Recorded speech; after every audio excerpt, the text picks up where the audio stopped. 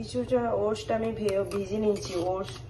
তো দেখো এই যে, আর একটু জল দিয়ে দিয়েছি, মানে ভিজে গেছে, মানে ভেজানো ছিল সেই জলটা নিয়ে। আর উল্টো দিকে দেখো একটা কড়া এ করে খেতে চাও ঝাল ঝাল টক টক করে, সেরকম করে দই দেবে। আমরা টকটা গরম হয়ে গেছে, প্রথমে ফার্স্টে জল দিয়ে দিতে হবে, অল্প করে ঘি দিয়ে দিতে হবে, একদম অল্প করে দিলেই এইটাতেই হয়ে যাবে, খুব সুন্দর উঠে যায় অল্প।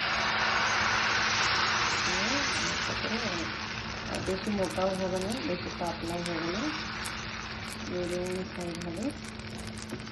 হালকাই ছেড়ে দেবে,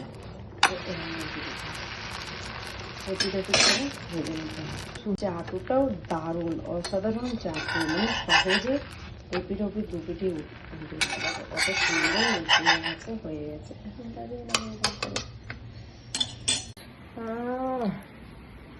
বলার মতো না, জাস্ট অসাধারণ, যত খায় তত মন চায়, শুনে গেল দারুণ দারুণ। তোমরাও